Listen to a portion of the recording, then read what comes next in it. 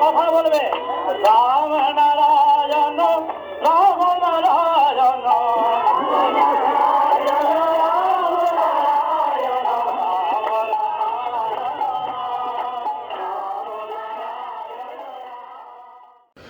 রামনারায়ণ রাম ঠাকুর শ্রী শ্রী বালক ব্রহ্মচারী মহারাজের শ্রীচরণে অনন্ত কোটি প্রণাম জানিয়ে শুরু করছি আজকের বেদ চর্চা। বিষয় অপরাধ কিসে হয় ও তার সমাধান।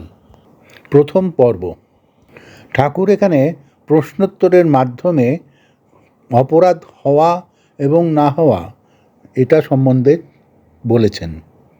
প্রশ্ন: সংসারে অন্যায় অপরাধ ইচ্ছায় অনিচ্ছায় অনেকেই করে। ঠাকুর, তুমি যদি অপরাধ সম্বন্ধে কিছু বলো তবে মুক্তির পথে তৈরি হতে আমাদের সাহায্য করবে।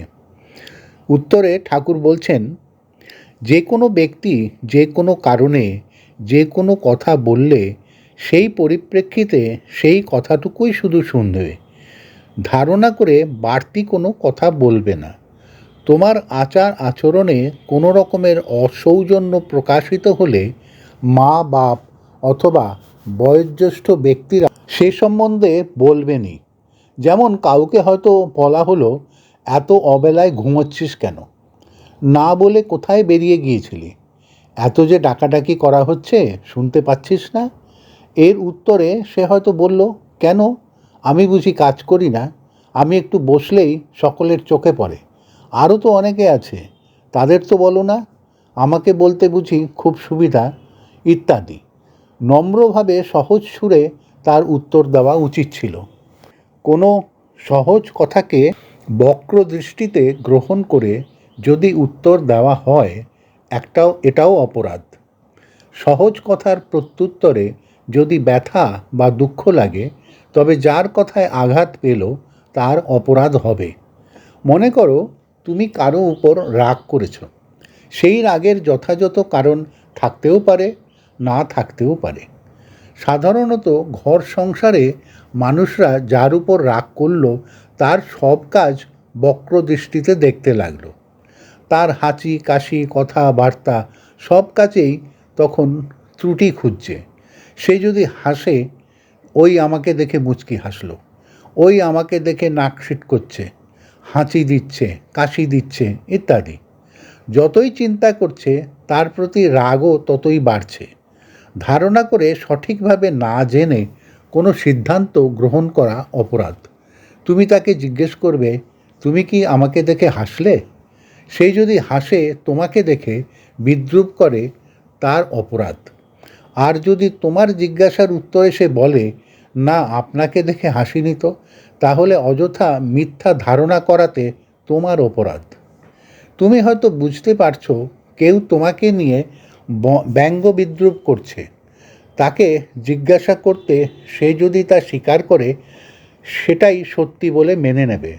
সে যদি ব্যঙ্গ বিদ্রূপ করেও তোমার কাছে মিথ্যা কথা বলে তার অপরাধ হবে। আগেই বলেছি, ধারণা করে মন্তব্য করা অপরাধ। মনে যদি প্রশ্ন জাগে জিজ্ঞাসা করে নেবে।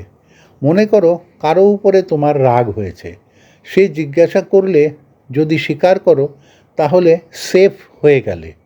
মিথ্যা বললেই ত্রুটিতে পড়ে যাবে।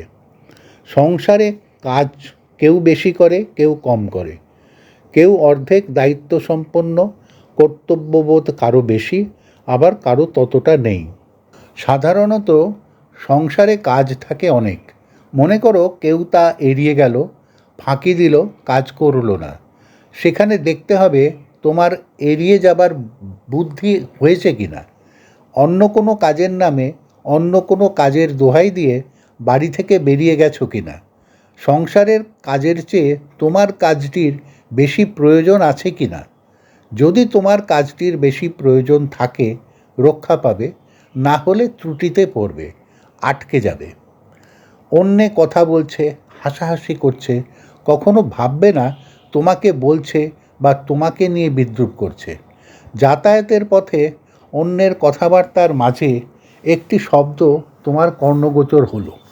তুমি তার অগ্রপশ্চাৎ বৃত্তান্ত কিছুই জানো না। অমনি শব্দটিকে নিজের সম্বন্ধে ধরে নিয়ে মুখ গোমরা হয়ে গেল। জানি জানি, আরম্ভ হলো দুঃখ বা হতাশ। সম্পূর্ণ না জেনে দুঃখ পাওয়া ত্রুটিমূলক। ধাপ্পার ছলেই জিজ্ঞাসা করে নেবে। যাকে জিজ্ঞাসা করলে সে হয়তো বলল, এই শব্দটি এই কারণে ব্যবহার করেছি, আপনার সম্বন্ধে বলি নাই। যদি আড়ালে কেউ কারো সম্বন্ধে ব্যঙ্গ, বিদ্রূপ, নিন্দা, সমালোচনা করে, তার জন্য তার অপরাধ। মনে করো ক এর ধারণা খ ও গ তার সমালোচনা করে, তখন ক পরিষ্কার খ ও গকে জিজ্ঞাসা করবে, তোমরা কি আমার সমালোচনা করছো? আর যদি বলে না করিনি, তখন ক বলে দেবে, আমার মনে এই ধারণাটাই জেগেছিল, তাই আমি জিজ্ঞাসা করে জেনে নিলাম। মনে করো ককে আমি কাজের জন্য ডাকি, এই কর সেই কর বলে আদেশ করি। তখন যদি আরেকজন বলে, ঠাকুর ওকেই কাজের জন্য ডাকেন, ও আমাদের নামে নালিশ করে ঠাকুরের কাছে, ঠাকুর আমাদের জিজ্ঞাসাও করেন না, এটাও অপরাধ। যদি আমাকে জিজ্ঞাসা করে, আমি বলবো ও কারো নামে নালিশ করে না, ওরা ব্যক্তিগত কথাই বলে। আর যদি কখনো অন্যের সম্বন্ধে কিছু বলে, ভালো করার চিন্তাতে, ভালোর উদ্দেশ্যেই বলে। হয়তো বলল, এখানকার ছেলে মেয়েদের আরও ভালো হওয়া উচিত, এতভাবে ঠাকুর শিক্ষা দিচ্ছেন, কেউই যেন সঠিকভাবে গ্রহণ করতে পারছে না, এতেও দুঃখই প্রকাশ করে। আমার কথা বিশ্বাস না করলেও মারাত্মক অপরাধ। মনে করো ক আমার কাছে এসে বলছে, খ এই করেছে, গ এই করেছে। আমি বললাম, তুমি কি সঠিকভাবে জানো তারা এই করেছে, না ব্যক্তিগত রাগ প্রকাশ করছো? এ কথা আমাকে এসে বলছো কেন? ওদের কি জানিয়েছো? আজ্ঞে না। আমি বললাম, তুমি ওদের জানাও। ও বলছে, আমি যদি এ কথা জানাতে যাই, তাহলে বলবে আপনি এরকম নাকি, শান্তভাবে থাকেন আর নালিশ করে করে ঠাকুরের মন বিগড়ান। আমি তখন খ ও গকে ডেকে বললাম, ক তোমাদের সম্বন্ধে এই কটি কথা জিজ্ঞাসা করছে, কথাগুলি কি ঠিক? ওরা সত্যি কথা বললে বাঁচল, আর মিথ্যা বললেই অপরাধে জড়িয়ে যাবে। আমার এখানে অনেককে অনেক কাজ করে। আমার ঘরে কেউ হয়তো কাজ করছে, কেউ বসে আছে। যদি মনের স্বচ্ছতায় বসে থাকে তবে অপরাধ হবে না, যদি ইচ্ছা করে বসে থাকে অপরাধ। আমি যদি কারো উপরে অসন্তুষ্ট হই, তখন সে বিষয় নিয়ে বা যে কথাতে অসন্তুষ্ট হয়েছি, আমার অসন্তোষ তাতেই সীমাবদ্ধ থাকে। সেই ব্যক্তির অন্যান্য বিষয়ে কিন্তু আমার অসন্তুষ্টি থাকে না। আমি তাকে খেতে দিয়েছি, জিজ্ঞাসা করছি টাকা নিয়েছিস কিনা, সে কিন্তু আমার উপর গম্ভীর। রাগারাগি হলো এক বিষয়ে, গম্ভীর হলো সব বিষয়ে। আরেকজন তো বলল, ঠাকুর তোয়াজ করছেন, মারাত্মক অপরাধ। মন্তব্য করাটাই ত্রুটি। যে কোনো জনকে অযথা ব্যথা দেওয়ার অধিকার তোমার নেই। আমি আমার সহজ স্বচ্ছ মনে সব কাজ করে চলেছি, তাই বলছি, যখন যেভাবে কথা বলছি সেই কথাটুকুই শুধু শুনবে, অযথা কথা বললেই অপরাধ। আমার কাছে সবাই সমান। যে আগ্রহ করে কাজ করতে এগিয়ে আসে, আমি তাকেই ডাকি। কারো প্রতি কোনো পক্ষপাতিত্ব নেই। কে কতটা কাজ করে বা না করে সেই প্রসঙ্গে কিছু বলবো না। এই ব্যাপারে অনেকেই ভুল ধারণা করে বসে আছে। জানি জানি যাদের ডাকার ঠাকুর ডাকবে। আমাদের কথা তো বলে না, যারা সামনে কাজ করে তাদের কাজের দাম বেশি। ওরা ঠিকই আছে, ওদের ঠিকই ডাকা হয়। ওরা যত অন্যায় করুক না কেন, ওদের কোনো দোষ নেই, ইত্যাদি ইত্যাদি। আগে বলেছি, ধারণার বশে যে যত মন্তব্য করবে সে তত অপরাধের জালে জড়িয়ে পড়বে। কাউকে হয়তো বললাম, ওখানে বসে আছিস কেন, ওই সময় তোর খোঁজ করছিলাম, এগিয়ে আসলি না কেন? তার উত্তরে সে যদি বলে, বাসন মাজছিলাম, গান শিখছিলাম বা অন্য কোনো কাজ করছিলাম, পরিষ্কার হয়ে গেল। কিন্তু তা না করে যদি মুখ গোমড়া করে বসে থাকে বা বাঁকাভাবে উত্তর দেয়, অপরাধ হবে। আরেকজন বসে আছে আমার কাছে, তাকে বললাম, তুই একটু পড়াশোনা কর। সে উত্তরে বলল, কেন, আমি বসে থাকলে কি অসুবিধা হচ্ছে? মারাত্মক অপরাধ হয়ে গেল। আমি বললাম, তোর কথায় আমি কিছু মনে করলাম না, কিন্তু ভালো করে ভেবে দেখ তো কথাটা ঠিক বলেছিস কি না। পরে অবশ্য সে আমার কাছে ক্ষমা চেয়ে নিয়েছে। যে কেউ যে কোনো ব্যক্তি সম্পর্কে আমার কাছে কোনো অভিযোগ করলে আমি শুধু শুনে যাই। অভিযুক্ত ব্যক্তিকে ডেকে জিজ্ঞাসা করে সত্য মিথ্যা সম্বন্ধে সঠিকভাবে না জেনে কোনো মন্তব্য করি না, অথবা কোনো ধারণাও করি না। সংসার ক্ষেত্রে এটি হয় বেশি। সংসারে তোমরা না জেনে কোনো ধারণা বা মন্তব্য করতে পারবে না। কে কোথায় গেল, কার সঙ্গে গেল, কবে গেল, না জেনে অযথা সন্দেহ করবে না। আমি যদি কাউকে ডেকে কোনো কথা জিজ্ঞাসা করি, তুই কি এই কথা বলেছিলি, তাহলে অনেকে মনে করে কেউ বুঝি নালিশ করেছে, এবং তার নালিশের উপর ধারণা করেই আমি সে কথা জিজ্ঞাসা করেছি। আমি কিন্তু সহজ স্বচ্ছ মনেই কথাটি জিজ্ঞাসা করেছি। কেউ বলুক বা না বলুক, যা জিজ্ঞাসা করেছি যদি সহজ সরল মনে উত্তর দেয়, পরিষ্কার হয়ে গেল। কিন্তু নানা বিরূপ ধারণা করে যদি মনে মনে তাতেও গুমরোতে থাকে, অপরাধ হবে। মনে করো আমি কাউকে ডাকি, আদর করি, তাতে অন্যদের রাগ বা হিংসা হতে পারে। মনে মনে হিংসা বা রাগ পোষণ না করে যদি খোলা মনে জিজ্ঞাসা করে ব্যাপারটা কি, পরিষ্কার হয়ে যায়, তা তো করে না।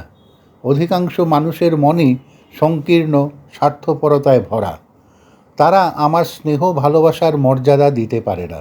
জন্মগতভাবে প্রকৃতির সব নিয়ে আমি এসেছি। সেই সুরে, সেই ধারায় সবাইকে গড়ে তুলতে চাই।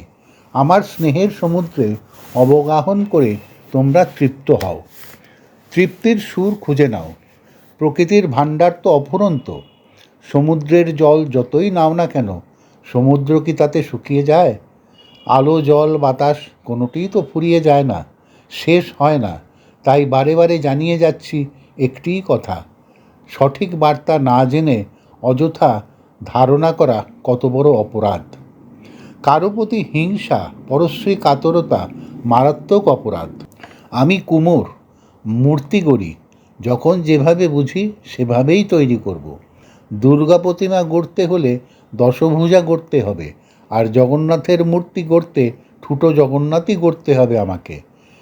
যেভাবে গঠন করা প্রয়োজন সেভাবে বুঝে বুঝে আমি তৈরি করব। যদি জগন্নাথ দেব ক্রুদ্ধ হয়ে ওঠে, ওর 10টা হাত আর আমার একটা হাতও সম্পূর্ণ নয় কেন, এই বলে যদি মারামারি শুরু করে, তাহলে কোনো কাজই সুসম্পন্ন হবে না, সব পণ্ড হয়ে যাবে।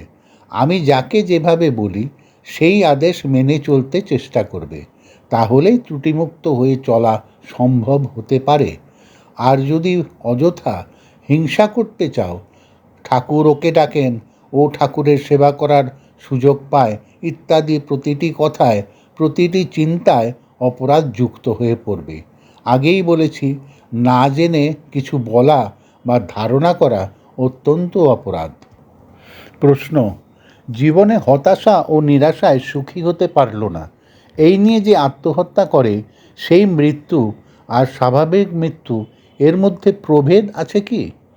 ঠাকুর উত্তরে বলছেন, আত্মহত্যার আত্মার বড় ঝঞ্ঝাটে পড়তে হয়। জন্ম মিলতে বড় দেরি হয়।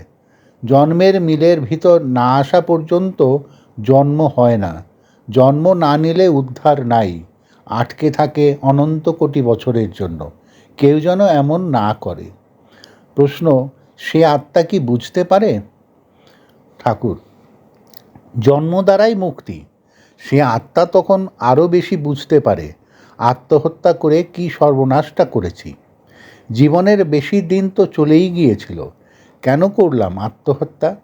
এই যে আটকে আছি, কবে জন্ম পাব? তারা তখন চিৎকার করে কাঁদে, হে ভগবান, জন্ম দাও, জন্ম দাও। কুকুর বেড়াল যা হয় একটা জন্ম দাও। এক জীবনে শিব হওয়া যায়, বিষ্ণু হওয়া যায়। এই যে আটকে আছি, কবে জন্ম পাবো, কবে মুক্তি পাবো, তারা চিৎকার করতে থাকে।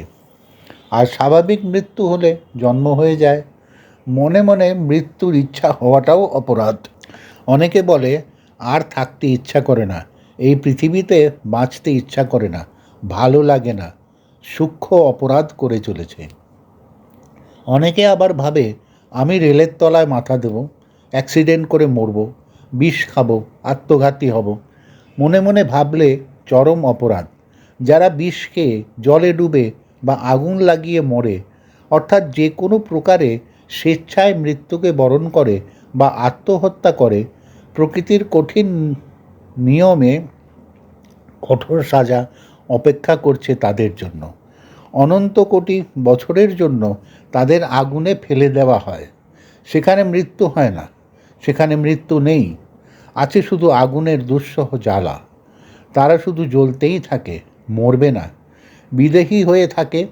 ওই অবস্থায় সিদ্ধিও হয় না, মুক্তিও হয় না। তাই মনে রেখো, সংসারে ক্ষণিকের অশান্তি সহ্য করতে না পেরে সমূহ জ্বালা যন্ত্রণার হাত থেকে রেহাই পাবার জন্য কত কোটি বছরের যন্ত্রণা টেনে আনলো তারা। তোমরা কখনো এমন করো না। রামনারায়ণ রাম, বাকি অংশ পরবর্তী পর্বে। পুস্তক সূত্র তত্ত্ব জিজ্ঞাসা। প্রিয় শ্রোতাবৃন্দ, আপনারা আপনাদের মতামত কমেন্ট করে জানাবেন এবং শেয়ার করে সবার মাঝে ঠাকুরের কথা ছড়িয়ে দেবেন এবং সাবস্ক্রাইব করে দেবেন, যাতে পরবর্তী অধ্যায়গুলো আপনাদের কাছে সহজেই পৌঁছে যায়। রামনারায়ণ রাম।